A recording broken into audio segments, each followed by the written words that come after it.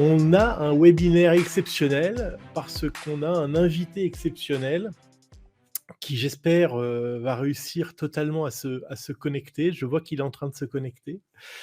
Le temps qu'il arrive, je vous le présente. Cette semaine, on reçoit donc Frédéric Ancel. Frédéric Ancel, je lis ma petite fiche parce qu'il a un CV tellement long que je ne pourrais l'apprendre par cœur.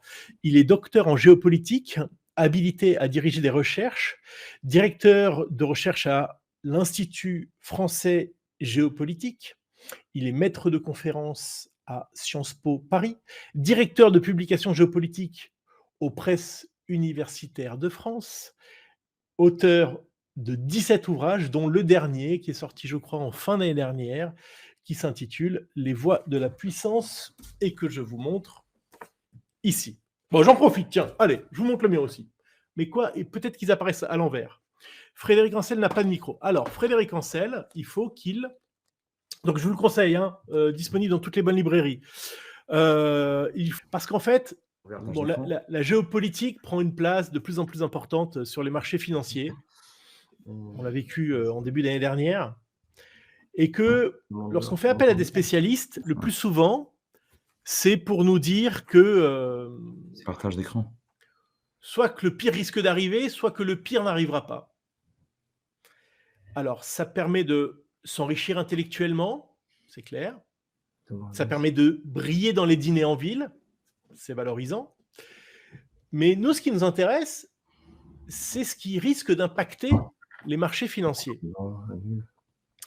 Et l'impact, en fait, il se fait pas forcément sur des mauvaises nouvelles, ça peut être sur des bonnes nouvelles, mais sur des choses qui sont improbables, qui ne sont pas attendues par le consensus. C'est pour ça que j'ai intitulé cette intervention « Les surprises de 2023 ». Et donc, ce que j'ai essayé de faire, c'est de sélectionner 3 thèmes qui pourraient impacter les marchés en 2023, de dresser rapidement un scénario optimiste, un scénario pessimiste, et que Frédéric nous donne son avis sur ces scénarios et leur probabilité d'occurrence. Parce que peut-être que cette probabilité sera très différente de ce que le consensus anticipe. Alors, ce que je propose à Frédéric, c'est de... je vais donner ces 2 scénarios sur 3 zones qui ne sont pas des grandes surprises pour vous, la Russie, l'Iran et la Chine, ou la Chine et l'Iran peut-être, et qui nous donne son avis. Donc pour moi, le risque pessimiste sur la Russie, c'est qu'effectivement, et on en a parlé, on entendait parler il y a quelques semaines, c'est le risque d'embrasement. Peut-être que la situation est gelée actuellement, gelée comme doit l'être la météo, et qu'au sortir de l'hiver, la Russie reprendra une offensive plus marquée. Frédéric va nous répondre, nous dire ce qu'il en pense. La situation optimiste, c'est peut-être que on tombe dans une forme d'habitude de conflits larvés, comme l'Europe en a connu quelques-uns ces 50 dernières années. Peut-être le scénario encore plus optimiste, c'est que la Chine abandonne son soutien implicite à la Russie, et ce qui permettrait d'envisager, pourquoi pas, allez, soyons fous, une reprise des exportations de gaz de la Russie vers l'Europe, alors peut-être pas cette année, mais dès l'année prochaine. Voilà, Frédéric, le tableau dressé sur la Russie, puis après, on dira un mot sans doute de la...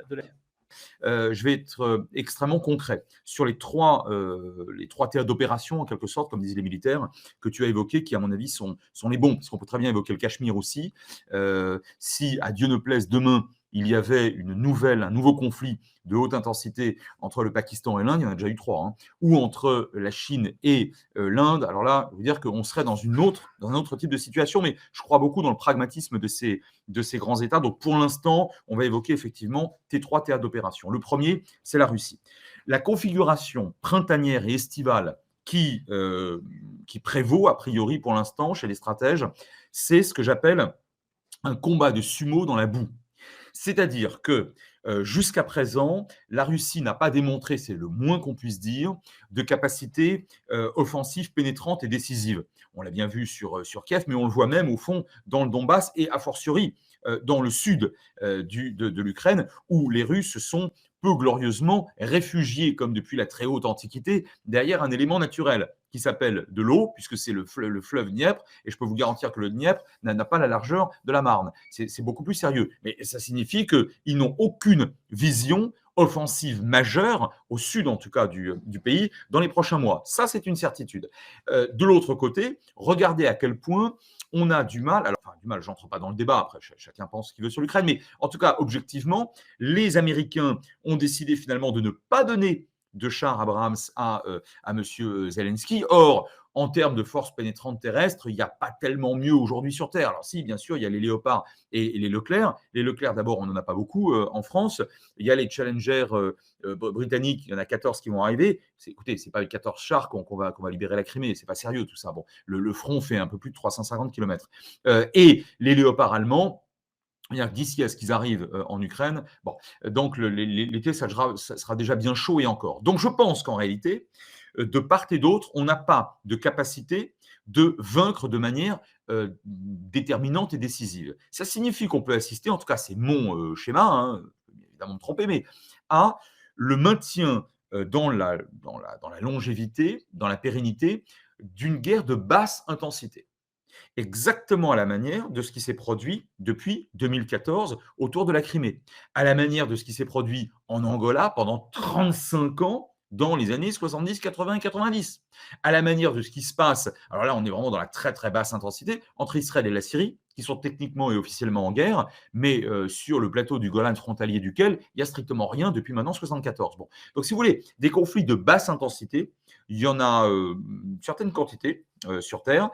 La mauvaise nouvelle, c'est que ça peut durer très longtemps. Pourquoi ? Parce que je ne vois aucun régime nationaliste au pouvoir à Moscou accepter l'existence d'un peuple ukrainien et par conséquent les droits afférents politiques et institutionnels à ce peuple, donc un État. En fait, à partir du moment où on ne reconnaît pas l'existence d'une conscience nationale autre ou adverse, évidemment, on ne lui reconnaît pas un droit à disposer d'un État souverain. Donc, on cherche à l'envahir ou à la récupérer, entre guillemets, dans la propagande, on va dire, sur des temps longs, quasiment tsaristes aujourd'hui, de Moscou.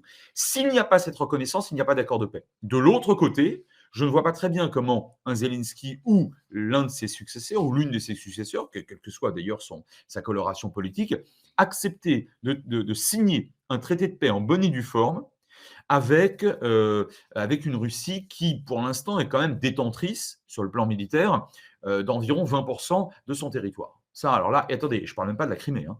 Donc ça me paraît strictement impossible.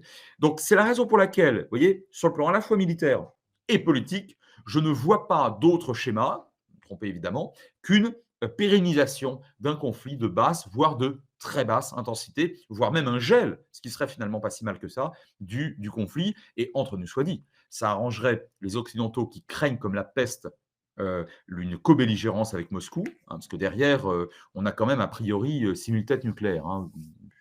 D'ailleurs, au regard de ce qui se produit sur le terrain avec les chars russes, c'est même pas certain. Mais franchement, personne ne veut tenter l'aventure.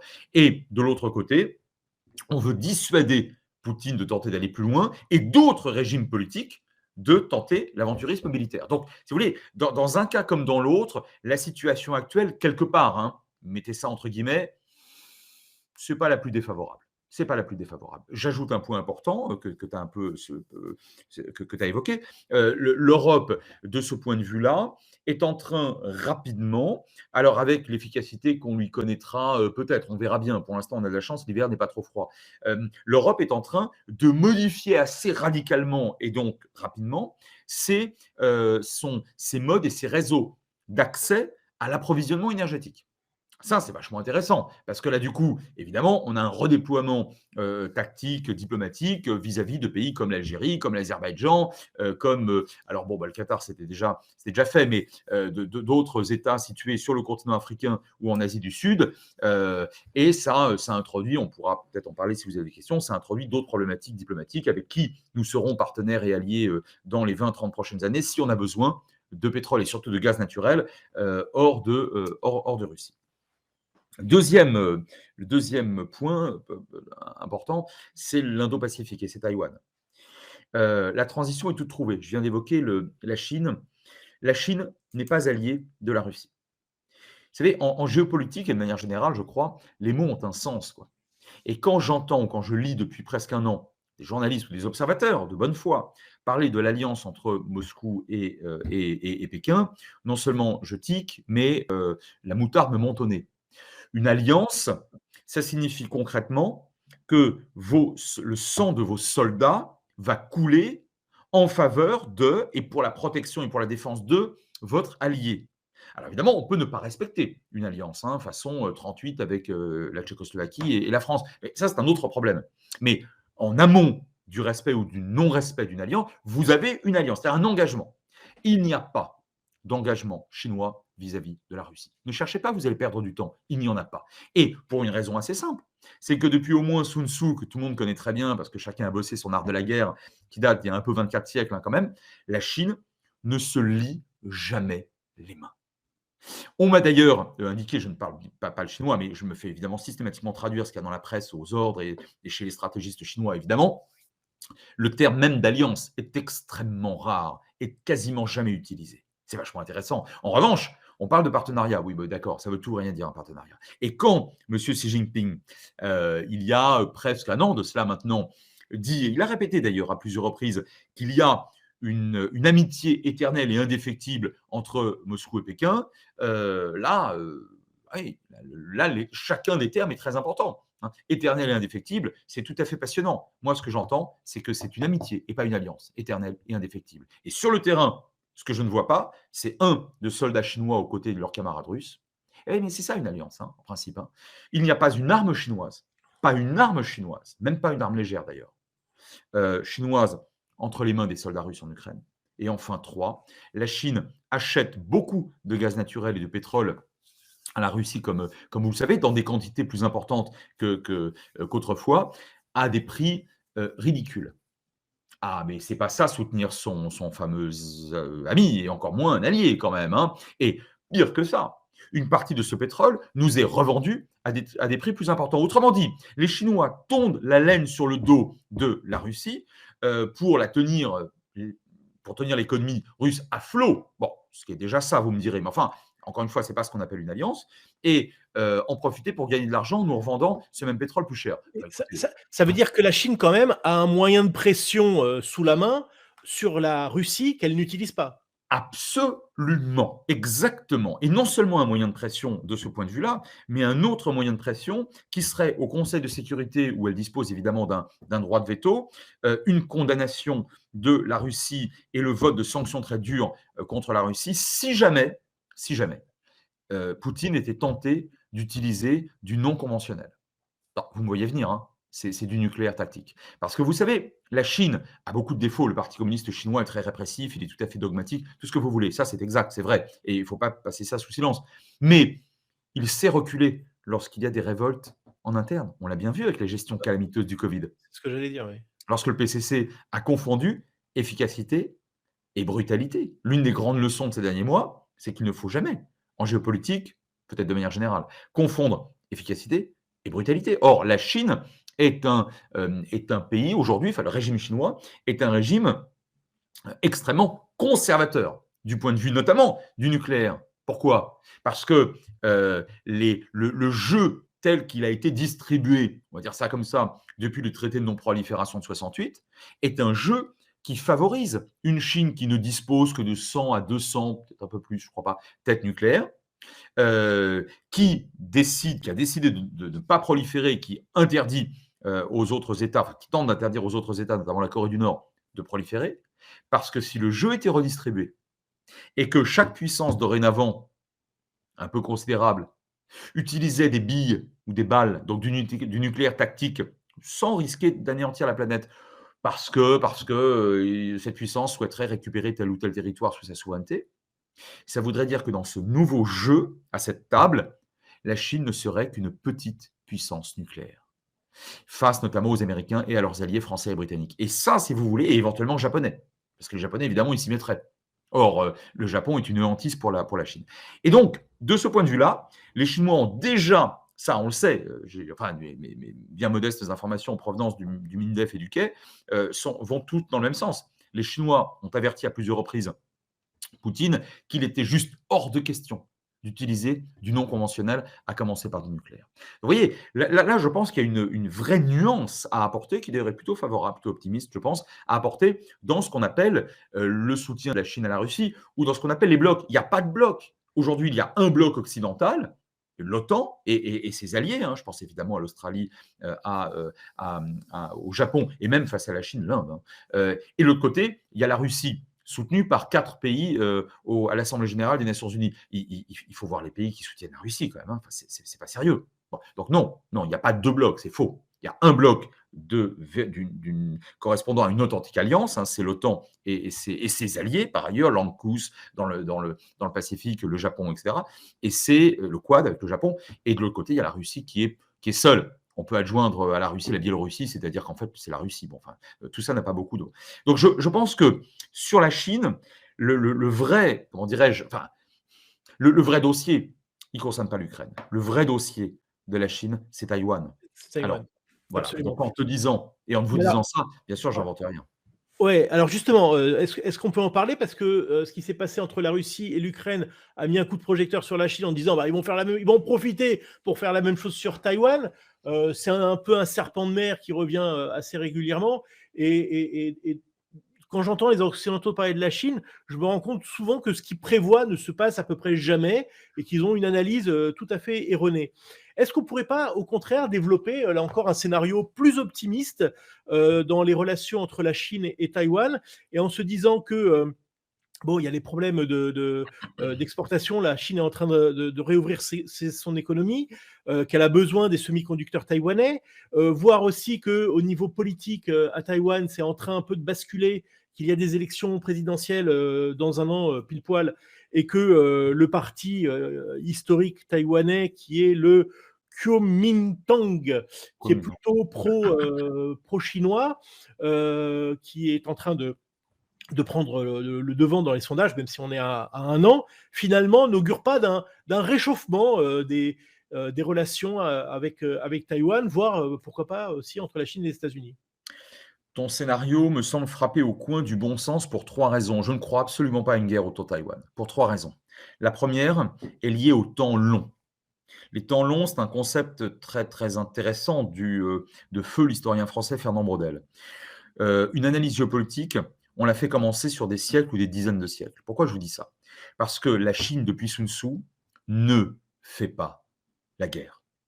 Ou plus exactement, l'usage massif, létal et organisé de la violence, j'ai nommé la guerre, c'est ma définition de la guerre, n'est utilisé qu'en dernier recours, qu'en dernier ressort. Après que toute la palette des possibilités d'influence, voire impériale, ait été utilisée.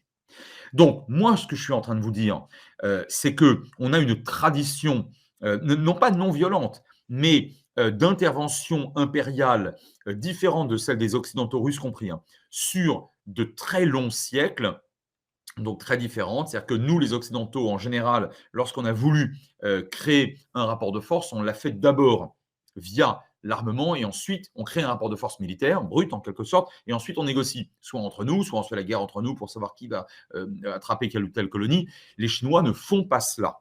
Et on voit bien ces dernières décennies, et vous mieux que moi d'ailleurs, vous qui êtes dans le monde de l'économie et de l'entreprise, vous voyez bien à quel point les Chinois utilisent tous les ressorts d'une diplomatie dans la dentelle, d'une rhétorique particulière, d'un commerce qui leur permet d'établir un rapport de force qui leur est très favorable pour pouvoir éventuellement piller des ressources, notamment en Afrique. Oui, très bien, mais tout cela sans un soldat. Ça, c'est très important. Donc, alors évidemment, vous allez me dire, oui, mais Taïwan, ils considèrent ça comme étant la Chine.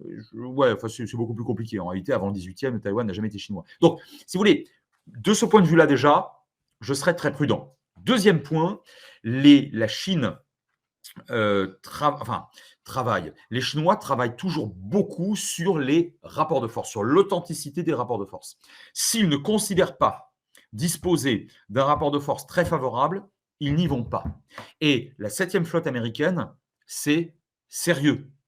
Je sais que tous les 3 ans, En moyenne, depuis maintenant un peu plus de 20 ans, la Chine met sur l'eau, et sous l'eau d'ailleurs, des insubmersibles aussi, autant que toute la flotte de guerre française. D'abord, entre parenthèses, ça ne veut pas dire grand-chose, parce que malheureusement, il nous reste vraiment, il reste vraiment peau de chagrin. Mais euh, on ne sait pas ce que valent ces navires. On ne sait pas ce que valent ces commandants. Il n'y a jamais eu de bataille navale faisant intervenir des bâtiments de surface chinois depuis de très longs siècles. Maintenant, vous pourriez me dire, bah, mais enfin, ils s'entraînent. Non, la Chine n'a pas d'alliés.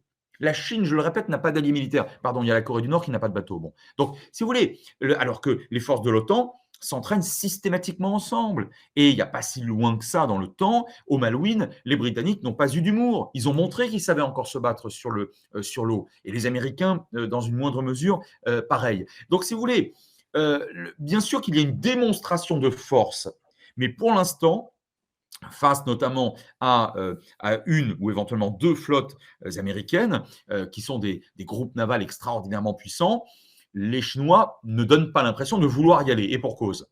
Et enfin, troisième point, et tu l'as très très bien rappelé, j'aurais peut-être d'ailleurs commencé par ça, parce que les Chinois sont tellement pragmatiques sur le plan économique que on pourrait peut-être commencer par ça. Ils se tireraient une balle dans le pied en cassant Taïwan. Parce que pour envahir Taïwan, je peux vous dire que, a priori, il y aurait du dégât. Bon, il faudrait commencer évidemment par un bombardement aérien. Oui, bah donc, y compris sur les usines alors, de fabrication de semi-conducteurs, dont a cruellement besoin l'économie chinoise. Non, enfin, c'est pas sérieux. Alors, cerise sur le gâteau pour étayer ma projection plutôt optimiste, effectivement, enfin, en tout cas qui rejoint, je crois, la tienne, c'est que, deux choses, c'est que, illustration de ça, deux choses. Un, les Chinois, pour l'instant, n'ont pas construit les milliers de barges de débarquement qui seraient absolument indispensables pour imaginer s'emparer de Taïwan.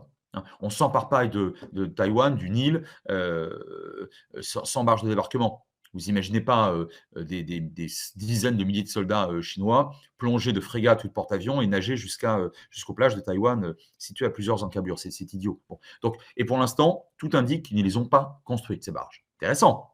Et enfin, on a, deuxième cerise illustrative en quelque sorte de cela, on a parfaitement la capacité, essayez, peut-être d'ailleurs que certains d'entre vous l'ont fait, essayez de créer une joint venture avec une boîte taïwanaise, il n'y aura aucun problème si vous mettez boîte X, la vôtre, quoi, avec Taipei. C'est juste un peu la capitale de Taïwan quand même. Hein. Mais si vous mettez boîte X, donc la vôtre, avec Taïwan, vous êtes blacklisté en Chine. Oui, mais pas Taipei. C'est-à-dire que, vous voyez, à la fin des fins, j'espère ne pas me tromper, mais le pragmatisme, au sens le plus froid du terme, et vous savez, je dis toujours qu'il me vaut mieux une mauvaise paix qu'une bonne guerre, hein, des Chinois, et notamment du Parti communiste chinois depuis au moins Deng Xiaoping en 1979, nous permet d'espérer qu'on n'ira pas sur Taïwan à la guerre ouverte, d'autant moins que de toute façon, le pouvoir en place, là aussi tu l'as très bien rappelé, pour l'instant d'abord n'a jamais proclamé son indépendance, c'est rigolo. Bah, pour une raison d'ailleurs assez simple, c'est eux considèrent que c'est la vraie Chine. Eux sont la vraie Chine donc, par rapport au continent. Donc, ils n'ont pas besoin de proclamer leur indépendance et qu'on a affaire à une population qui ne souhaite pas, qui ne souhaite pas donner des outils de propagande en quelque sorte, hein, ou un prétexte à la Chine pour entamer une guerre. Et je vois une question de Pierre, tu dois l'avoir comme moi. Il nous dit en 2049, c'est le centenaire de la République populaire de Chine et que d'ici là, il doit se passer quelque chose avec Taïwan. Alors, c'est vrai que le Parti communiste chinois joue beaucoup sur les dates, énormément. Ils adorent ça, les symboles visuels aussi, mais les symboles chronologiques énormément, plus encore que nous. Attention, Xi Jinping n'a jamais dit que si Taïwan ne se soumettait pas, la Chine envahirait, enfin les forces de Pékin envahiraient Taïwan. Il n'a jamais parlé, j'ai bien décortiqué ses discours, la notion militaire, la notion d'invasion, la notion de rapport de force brut, létal, massif, n'intervient pas.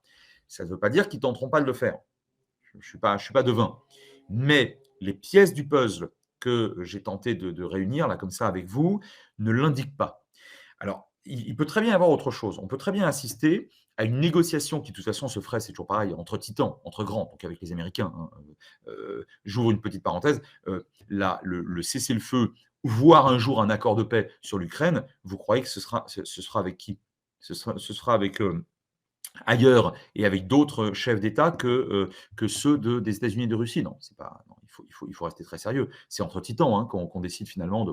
C'est pas entre petites puissances. Donc, de ce point de vue-là, on a un écosystème qui est évidemment sino-américain à terme. Ça, c'est une certitude. Bon. J'ajoute que les dictatures en général ne respectent que la force brute. Hein, et la Chine en est une aujourd'hui. Donc, ça pourrait très bien se régler d'un point de vue symbolique, rhétorique et dans une certaine mesure diplomatique. Je veux dire par là que s'il y avait reconnaissance des Occidentaux de alors l'appartenance culturelle, historique de Taïwan à la Chine, avec l'utilisation officielle d'un nom, alors qui ne serait pas donc Taïwan, mais qui serait par exemple la région de Taipei. Je vous dis quelque chose au hasard, sauf que j'ai déjà lu chez les stratégistes chinois. Hein. Donc la zone de Taipei, si vous voulez. Bref, que les Chinois ressortent la tête haute de cette histoire sans avoir besoin de faire ce qu'ils ne veulent pas faire, à savoir la guerre, je pense que c'est possible. Je pense que là, on a quelque chose de jouable d'ici à 2049. Très bien. Est-ce qu'on peut repartir de la Chine à quelques milliers de kilomètres vers l'ouest et s'arrêter sur l'Iran parce qu'effectivement, il y a des mouvements qui sont finalement beaucoup plus durables que ce qu'on pouvait imaginer, en tout cas moi, ce que je pouvais imaginer. Est-ce qu'on peut développer un scénario optimiste qui serait un renversement des ayatollahs de Téhéran, ce qui me paraît a priori improbable, puisque l'armée reste très proche du pouvoir. Est-ce qu'il faut y voir la main des États-Unis là-bas? Parce que j'ai cru comprendre que Biden avait réessayé de réactiver l'accord que Trump a fait couler. Et que les négociations sont terminées par un échec au mois de septembre, et que c'est au mois de septembre où tout ça, où les mouvements de rue ont commencé. Est-ce que, et peut-être dernière question, est-ce que l'arme atomique iranienne est inéluctable? Et de ce fait, est-ce qu'un conflit avec Israël et ou les États-Unis est inéluctable également? Qui est question d'un très bon connaisseur de la région. Alors, sur l'Iran, premier point, qui est une leçon universelle aussi, en termes géopolitiques. Ce n'est pas parce qu'on est un fanatique qu'on est un imbécile. Et en Occident, on a trop tendance à confondre les deux. Celui qui nous apparaît comme fanatique est aujourd'hui le régime iranien, vis-à-vis de sa propre population et de ses minorités, notamment des femmes, est un régime fanatique au dernier degré. Maintenant, en matière de défense et d'affaires étrangères, j'ai toujours dit et écrit, et je le maintiens y compris pendant cette répression épouvantable et écœurante, que la politique étrangère de l'Iran, elle est frappée au coin du bon sens et du pragmatisme. Alors pourquoi je vous dis ça? Parce qu'en 2015, tu l'as bien rappelé, il y a eu des accords entre les 5+1 et l'Iran. Donc 5 membres permanents du Conseil de sécurité, plus l'Iran, plus l'Allemagne, pardon, d'un côté, de l'autre côté l'Iran. Pendant 10 ans, disait cet accord, l'Iran s'engageait sous supervision internationale, de l'AIEA, donc quelque chose de sérieux, de l'Agence internationale à l'énergie atomique, s'engageait pour au moins 10 ans, après quoi on renégocierait, on prorogerait ou pas l'accord, mais pour 10 ans, il n'y avait plus aucun enrichissement d'uranium iranien. Et on était à des taux très très bas à l'époque. Alors moi, j'ai interprété ça de la manière suivante. Moi, République islamique d'Iran, je vous échange ce que je n'ai pas. L'Iran n'est pas la bombe en 2015. Et ce que je n'aurai sans doute jamais, à cause de la volonté et de la capacité des Israéliens, qui ont démontré quand même ces dernières années une propension très, très considérable à fragiliser l'organisme de certains ingénieurs nucléaires iraniens. Vous apprécierez mon sens de la litote. Donc, j'échange en 2015, moi iranien, ce que je n'ai pas et ce que je n'aurai jamais, contre une bonne centaine de milliards de cash à très court terme, correspondant à la levée des sanctions. Bon, écoutez, c'est quand même génial. Ce sont de grands négociateurs. Et nous, en Occident, mais également, et peut-être surtout en Chine et en Russie, ce qu'on obtenait, je dis surtout en Chine, parce que la Chine craint comme la peste une guerre au Moyen-Orient qui propulserait le baril à 150, 200 ou 300 $. Et là, ce qui grèverait de manière catastrophique, évidemment, la croissance chinoise. Ce que nous tous avons obtenu, communauté internationale, on va dire ça comme ça, hein, c'est le maintien, le respect, en 2015, du traité de non-prolifération dont je parlais tout à l'heure, qui date de 68 et qui correspond à la pierre angulaire de l'architecture nucléaire mondiale de la paix, qui n'a jamais officiellement été transgressé et qui le serait pour la première fois par l'Iran, qui est signataire. Donc, Trump, en 2018, sort de cet accord avec fracas et il empêche les membres qui sont restés dans l'accord, et tous les autres, quoi, à commencer bien sûr par la France, de faire du business avec l'Iran. Je pense, et je maintiens ce que je dis aujourd'hui, que ça a été une erreur. Ça a été une erreur. Parce qu'aujourd'hui, Biden revient à la table des négociations. Bon, les Iraniens, ils y sont aussi, sauf que leurs exigences, elles sont plus importantes, puisqu'on a perdu 3 ans. Et les sanctions, ils se les ont mangées 3 ans supplémentaires. Donc, moi, je suis insoupçonnable d'être favorable à ce régime. La seule chose que je vous dis, c'est que je pense que sur le plan nucléaire, il y a encore une ouverture très importante, parce qu'au fond, personne, pour te répondre très concrètement, cher Régis, personne ne veut de la bombe. Ni les Chinois, parce que prolifération, et je vous l'ai dit, dans un autre monde, ils auraient un jeu moins bon, ni bien évidemment les Saoudiens, Émiratis, Israéliens et tout l'environnement, hein. Ni les Pakistanais, parce qu'eux l'ont, et il est hors de question que le voisin l'ait aussi, sinon par définition on perd son avantage direct, hein. Bon, ça c'est très compréhensible. Et évidemment, pas les Américains, parce que leurs alliés dans la région sont tétanisés par l'Iran. Bref, on est tous d'accord pour que l'Iran n'ait pas la bombe, et le régime iranien aussi, mais pas à n'importe quelle condition, évidemment. Et pourquoi ça a échoué en septembre dernier? Simplement parce que Vladimir Poutine a mis son veto. Il a mis son veto. Alors pourquoi il a mis son veto? Parce qu'il considère que les Occidentaux lui pourrissent la vie sur l'Ukraine, lui pourrit la nôtre sur à peu près tout ce qu'il peut, hein, en envoyant ses spadassins barbares de Wagner un peu partout en Afrique. Bon, enfin en Afrique subsaharienne francophone, entre parenthèses, pas ailleurs. C'est étonnant. Bon, donc il joue la politique du pire là où il peut la jouer. Hein. Évidemment, sur le plan économique et financier, la Russie est un nain, donc évidemment, il ne peut pas jouer là-dessus. En revanche, il peut nous envoyer des mercenaires et gêner la signature d'un traité nucléaire dont il se fiche à moitié, parce que lui, pour le coup, il n'est pas dans l'écosystème chinois ou français ou américain, israélien, saoudien, etc. Et donc, et c'est lui qui a bloqué cela. Mais la porte, pour l'instant, elle n'est pas fermée. Je conclus, de toute façon, je suis tout à fait convaincu, on peut toujours se tromper, mais moi je suis tout à fait convaincu sur la base de ce que je vous ai dit et des réalités militaires et des rapports de force sur le terrain dans la région, que l'Iran n'aura pas la bombe. Donc il y a non seulement son avènement à l'âge nucléaire n'est pas inéluctable, mais je pense inéluctable son absence de possession de la bombe, parce que de toute façon, en dernier ressort, si on n'arrive pas à négocier, à arriver à un accord, le seuil critique au-delà duquel l'Iran pourra commencer à fabriquer une bombe, sachant que sur le plan balistique, l'Iran est déjà très avancé, hein, à ce moment-là, les Israéliens interviendront. Et ils ont déjà démontré, par la voie diplomatique et par la voie militaire, qu'ils étaient capables de le faire. Alors, je dois avouer quelque chose, c'est à toutes les personnes qui nous écoutent, que lorsqu'on a préparé ce rendez-vous avec Frédéric et que je lui ai dit, moi j'aimerais parler de ce qui pourrait surprendre les marchés en 2023, la première chose dont il m'a parlé, c'est pas de la Russie, c'est pas de l'Iran et c'est pas de la Chine. Il m'a parlé du Cachemire. Est-ce que tu peux nous dire un petit peu pourquoi? Oui, la boucle sera bouclée. J'en ai dit un tout petit mot tout à l'heure. Le Cachemire, c'est un cauchemar géopolitique. Alors, qu'est-ce que c'est qu'un cauchemar géopolitique? C'est une zone d'extrême tension qui, a déjà été un théâtre de guerre à plusieurs reprises, à 5 reprises depuis 1947 quand même, hein. 2, concerne plusieurs États, un de Pakistan d'un côté et un de Chine de l'autre. Bon, je vous passe le Népal, enfin bon, là on parle vraiment des grandes puissances de la région. 3, c'est une confrontation entre ces États de nature multiple. Donc non seulement nationale, bien sûr, religieuse, hydrique, il y a beaucoup d'eau, énormément d'eau, hein, il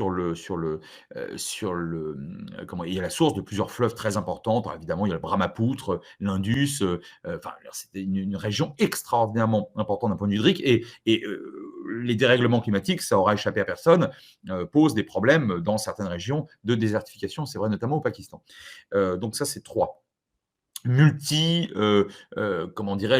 Multifacettes dans le cadre de cette confrontation. Et enfin, 4, les États qui se disputent le Cachemire, un grand morceau de neige, hein, enfin, en soi, c'est pas grand-chose ce sont tous, les trois, des États nucléarisés.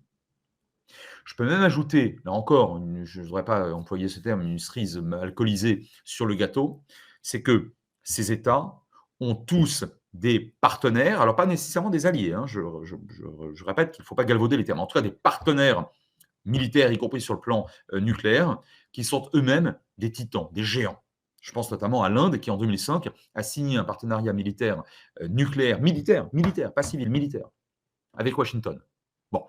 Donc, pour moi, c'est, si vous voulez, rien, on n'en parle jamais, d'abord c'est loin, il y a le kilomètre émotion, bon, ici en France, c'est pas trop de quoi. Et puis surtout, on n'y pourrait rien, ni les Français, ni les Européens, on n'y pourrait rien du tout. On a affaire à de véritables titans. Okay, et je pense malgré tout que juin 2020 aurait dû nous rappeler qu'il s'agit là d'un vrai cauchemar géopolitique via une petite lumière rouge. Et c'est quoi cette lumière rouge en juin 2020 ? Eh ben, c'est une guerre, figurez-vous. Je pense que la plupart d'entre vous, pourtant vous êtes sacrément initiés, n'en avez pratiquement pas entendu parler. Pourquoi ? Parce que ça n'a pratiquement fait que des entrefilés dans la presse. En juin 2020, il y a une deuxième guerre, après 62, entre la Chine et l'Inde. Alors, je vais tout de suite vous donner la bonne nouvelle, c'est qu'on est tous encore vivants et qu'il n'y a eu, entre guillemets, que quelques tués dans cette nouvelle confrontation.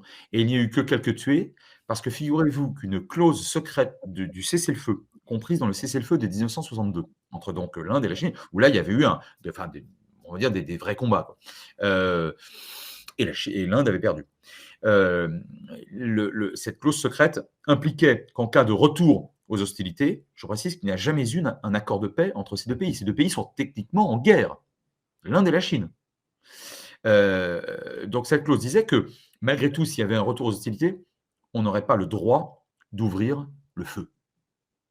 Autrement dit, en juin 2020, des centaines de soldats se mettent sur la gueule à base de tasers, de barres de fer, de lancers de pierre, de coups de couteau et de coups de poing. Et manifestement, ça peut tuer. Il y a eu plusieurs morts. La situation, elle est brûlante. Et elle est d'autant plus brûlante que le Cachemire n'est que l'une des zones de friction et même de confrontation entre, d'une part, l'Inde et la Chine, d'autre part, l'Inde et le Pakistan, mais que cette zone de confrontation est en train de s'élargir à l'océan Indien, hein, avec des comment dirais-je, la fameuse tactique du collier de perles de la Chine avec les îles, y compris Taïwan, etc. Y compris, pardon, le Sri Lanka, etc. Voilà, c'est pour ça que je parle de ce cauchemar géopolitique comme étant effectivement l'un de ceux qui me hante. Le mot est un tout petit peu fort depuis toujours. Il y en a un deuxième et qui est beaucoup plus calme en quelque sorte, qui n'aura pas d'incidence à l'extérieur, mais qui en aura beaucoup pour la région et surtout pour la population concernée, c'est l'Égypte. L'Égypte, je dis d'un mot, si tu me le permets, Régis. Oui, bien sûr. L'Égypte, c'est d'abord, c'est pas négligeable d'un point de vue géostratégique, parce qu'évidemment, le canal de Suez y passe, mais c'est un pays qui aujourd'hui compte environ 110 millions d'habitants, taux de fécondité scotché à 3,54, doublement de la population tous les 30-35 ans. Donc, vous faites le calcul. Et puis, cette population, pour la moitié d'entre les Égyptiens, moitié de cette population, d'après le PNUD, donc d'après l'ONU, la moitié vit avec moins de 3 $ par jour. Donc, statut de grande pauvreté. Alors, qui dit grande pauvreté dit instabilité parce que les gens se révoltent, qu'on se souvienne du printemps arabe. Bon, les mêmes causes produisant les mêmes conséquences, et sachant que cette population vit à 95%, vous m'avez bien entendu, à 95% sur 5% de son territoire, en gros autour du delta, quoi, hein, c'est-à-dire 10% du territoire français, donc la région parisienne, et encore. Bon, vous imaginez, et que c'est un pays de rente, et que la première rente de l'Égypte, c'est le canal de Suez, justement, et que l'ouverture de la route du nord-est sibérien, grâce à la fonte prématurée des glaces, va permettre à des supertankers et des méthaniers par centaines, pour l'instant par dizaines, bientôt par centaines, de faire le tour de la Sibérie par Kamchatka, et de livrer directement le Japon, la Chine, les gros clients asiatiques, et non plus passer par la Scandinavie, l'Europe, la Méditerranée, et donc le canal. Je suis, mais pas inquiet, je suis désespéré. Je ne sais pas comment l'Égypte peut s'en sortir. Or, c'est le poids lourd du monde arabe. Et là encore, je ne vous cacherai pas, mais vous le savez parfaitement, que les frontières de l'Égypte, c'est juste les frontières de la Libye, d'Israël, la bande de Gaza et du Soudan. Bon, si vous ajoutez à ça la bi-océanité, c'est-à-dire l'ouverture sur la mer Rouge et sur la Méditerranée, si vous voulez. Mais bon, voilà. Mais je pense quand même que là, le cauchemar cachemiri serait infiniment plus dangereux à l'échelle planétaire, bien sûr. Les investisseurs internationaux sont sans doute de ton avis, puisqu'ils ont fait baisser la devise égyptienne de plus de 20% depuis le début de l'année. Oui, oui, non, non, non, vraiment, l'Égypte, je suis extrêmement pessimiste sur l'Égypte. Et encore une fois, les mêmes causes produisant les mêmes effets, l'armée étant au pouvoir, étant dotée de prérogatives et de moyens très importants, un militaire étant au pouvoir, s'il y a révolte de gens qui, comme en 2011-2012, dans l'ensemble du monde arabe, étaient moins politisés que socialisés, là encore entre guillemets. Autrement dit, des gens qui avaient faim, parlons concrètement, des gens qui avaient faim, qui sont ni de droite, ni de gauche, ni islamistes, ni pas islamistes. Tout ça, c'est des catégories à la française. C'est très sympa dans les salons ici. Mais sur le terrain, les gens ont faim. Bon, donc, si vous voulez, il y a un moment où la corruption du régime, en tout cas d'une partie du régime, l'armée, ça c'est sûr, la prévarication de cette armée qui croque plus d'un tiers de l'économie nationale, avec l'affaiblissement de la rente principale de ce pays et le retour au pays de plusieurs millions de gens qui sont automatiquement des chômeurs et qui travaillaient naguère en Libye et dans d'autres États, on va dire, aux industries plus développées, sans création de richesses nouvelles, je ne vois pas ce que ça peut donner d'autre qu'effectivement, à terme, une instabilité chronique, voilà, malheureusement. Alors, il y a quelques questions qui ont été posées. Frédéric, peut-être si tu veux regarder celles qui te Oui. paraissent essentielles. Ah oui, quid de la stratégie des 9 traits de la Chine? Ah bah oui, oui, oui. On retrouve d'ailleurs un chiffre, hein, c'est intéressant. Oui, oui, le dollar sera la route de la soie, l'Occident, d'accord. Donc effectivement, il y a deux questions encore sur la Chine, d'après ce que je vois. L'Arabie Saoudite. Alors oui, bah, je pense d'ailleurs qu'on peut à certains égards les regrouper. Alors, la stratégie des 9 traits. La stratégie, ou la théorie du tigre de papier, de la vipère lubrique, du lézard puant. Si vous voulez, le problème avec avec nous, c'est notre problème, c'est que les Chinois font usage, je le disais, d'une diplomatie tout en dentelle. Lorsque nous, en France, nous avons une douzaine de termes pour déplorer ou condamner, enfin ne pas être d'accord, pour dire qu'on n'est pas d'accord, avec une situation donnée, un État qui en envahit un autre par exemple. Enfin, les Chinois, eux, n'ont pas une douzaine de termes diplomatiques, ils en ont une cinquantaine. Et il faut à chaque fois pouvoir décrypter chacun, enfin, oui, et évaluer l'importance de chacun de ces termes. Et ben, c'est pareil dans la démonstration de force. Lorsque les Chinois disent, mais ouvertement, là, il y a un certain nombre de zones insulaires ou archipélagiques que nous ne laisserons pas aux adversaires dont nous avons besoin, qui d'ailleurs historiquement sont les nôtres. Bon, ça, dès qu'on revendique un truc, évidemment, on va chercher les aïeux ou les dieux afférents. En réalité, ça se comprend. Quand vous regardez la façade maritime de la Chine, on a affaire à ce qu'on appelle une Méditerranée.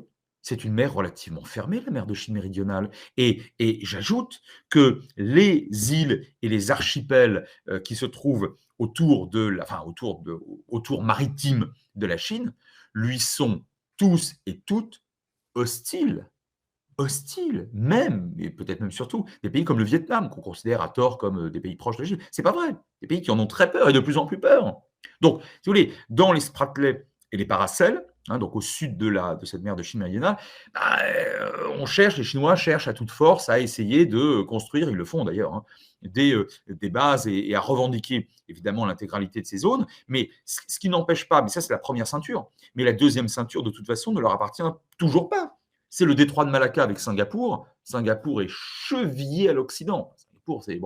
Et de l'autre côté, beaucoup plus loin, on a évidemment l'archipel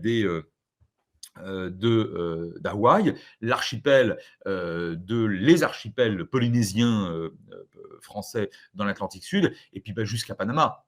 Et je ne vais pas vous apprendre que c'est la 7e flotte qui boucle éventuellement Panama s'il devait y avoir un coup de tabac pour passer de l'autre côté, par exemple, aller chercher les huiles lourdes vénézuéliennes. Donc, les Chinois, là-dessus, sont en panique permanente parce que leur route de la soie maritime, elle dépend fortement du bon vouloir des Occidentaux, jusque et y compris au détroit d'Ormuz, où on va s'approvisionner en pétrole quand on est chinois. Donc, c'est là-bas qu'on va chercher le pétrole bien raffiné et pas très cher. Qui est au détroit d'Ormuz? Les Américains, les Britanniques et les Français, hein, donc notamment aux Émirats. Bon.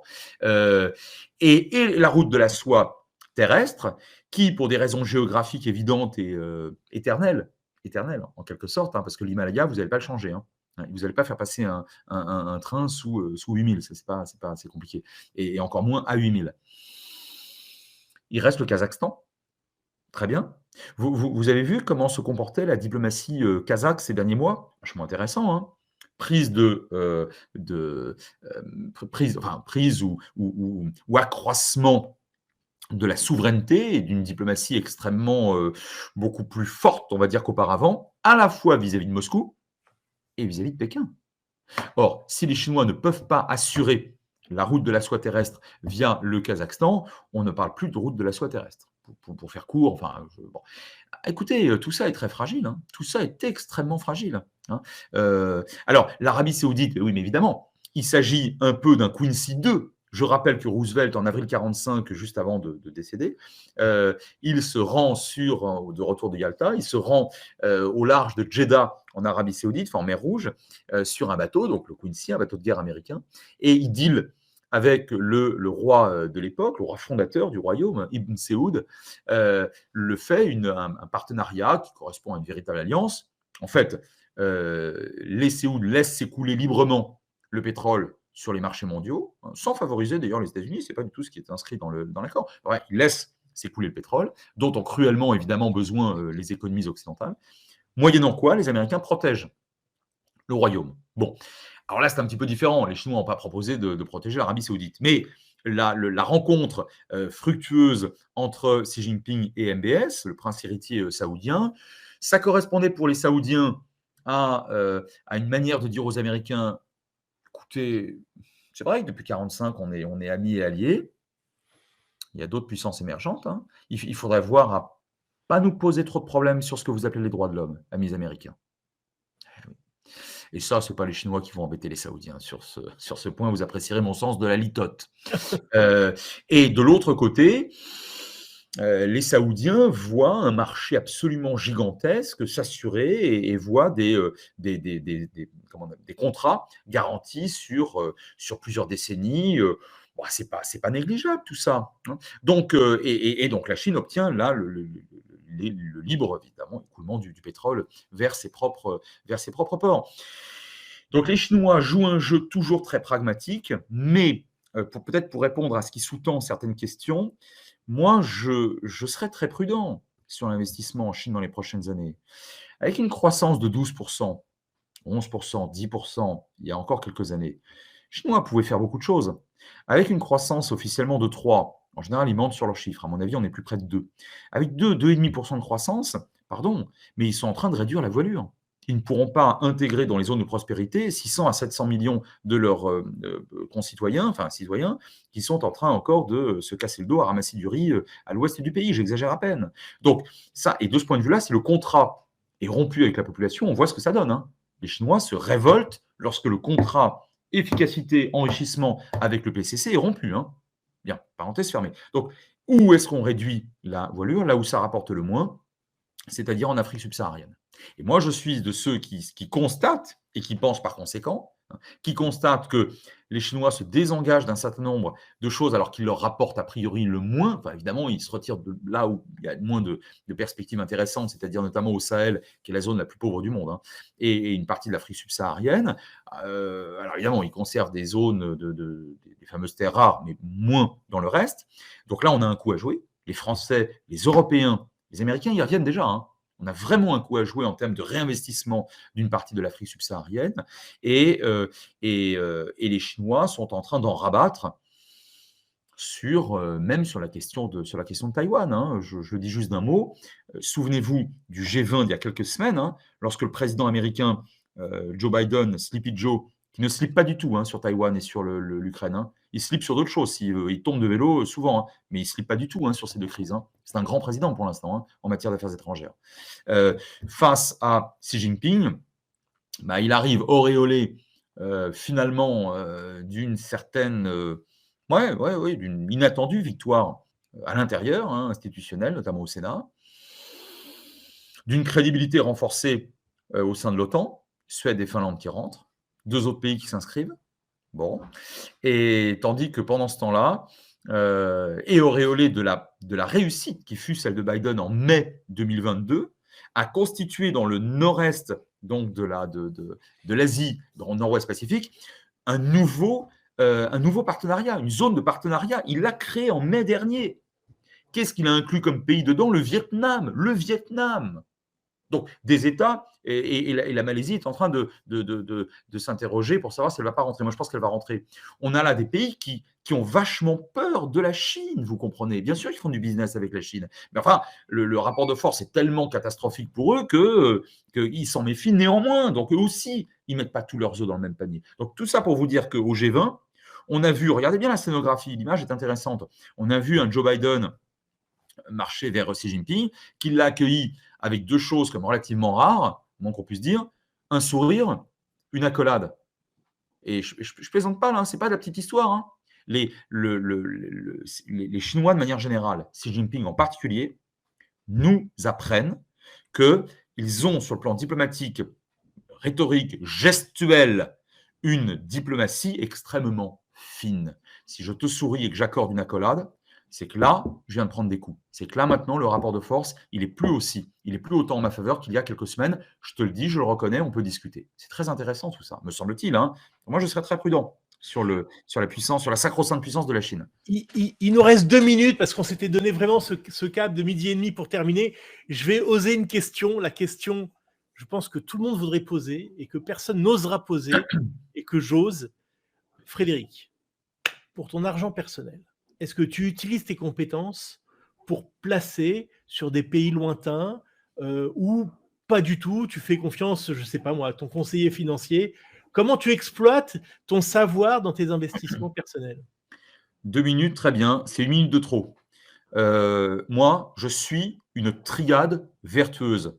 Et je le dis à toi et je le dis à vous aujourd'hui, je le dis très régulièrement, croyez-moi, à des très très grosses boîtes, des grands groupes et parfois des fonds d'investissement internationaux. Pour moi, il y a une triade vertueuse qui est la suivante.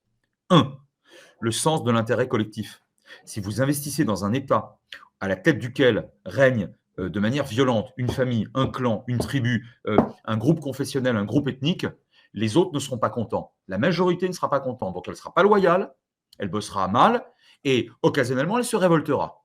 Bien. Et elle vous dégagera lorsqu'elle arrivera au pouvoir parce que vous aurez été complice du régime précédent. Il faut valoriser les zones où règne le sens de l'intérêt collectif à minima. Deuxième élément de ma triade vertueuse que je vous donne, c'est la valorisation du savoir. La valorisation du savoir. Investissez là où on valorise le savoir, universitaire, technique, technologique, etc. Sinon, on valorise la rente. Or, vous savez très bien ce qui se passe dans les pays de rente. Alors, la Norvège, évidemment, étant un contre-exemple et un cas tout à fait à part. Mais en Afrique subsaharienne, dans le monde arabe, dans une partie de l'Asie du Sud, le jeu primordial de la rente, il est catastrophique du point de vue de la création de produits à haute valeur ajoutée et à forte plus-value. Et par conséquent, on reste dépendant de clients qui parfois deviennent extrêmement violents comme au Moyen-Orient et cherchent à vous piller vos ressources naturelles commercialisables. Et quelque part, là aussi, vous prêtez le flanc à une instabilité tout à fait chronique parce qu'évidemment, chacun va vouloir en croquer de votre manne. Et en général, l'un va avec l'autre. L'absence de l'intérêt collectif ou général et la valorisation de la rente, ce sont 2 points très négatifs qui malheureusement se retrouvent en général en commun. Donc, investissez où on valorise le savoir. Investissez où on valorise, où on respecte le sens de l'intérêt collectif. Et enfin, où les finances publiques sont, là aussi, a priori, mais enfin, j'imagine bien qu'en amont, vous faites des recherches là-dessus. Lorsque vous voulez investir, les finances publiques sont sérieuses. Le sérieux des finances publiques. Alors, je conclus, c'est promis. Il est rarissime qu'on trouve le deuxième de ces éléments sans le troisième. C'est en général tout ou rien. C'est-à-dire qu'en fait, c'est l'Amérique du Nord, c'est l'Union européenne, c'est l'Asie de l'Est, donc évidemment les pays qu'on a évoqués, Japon, Taïwan, Corée du Sud bien sûr, c'est Israël naturellement. Sur le continent africain, j'oserais J'oserais, moi, pour mes propres billes, j'oserais le Maroc, j'oserais le Rwanda, ça c'est sûr. Le Rwanda, c'est un cas, une figure tout à fait picrocolin à part pour des raisons, plein de raisons sur lesquelles on pourrait revenir. Mais là, il n'y a pas de problème. Peut-être dans une certaine mesure le Kenya. Franchement, à part ces quelques pays, j'en vois pas beaucoup d'autres malheureusement pour l'instant. Et certains États fédérés de l'Inde.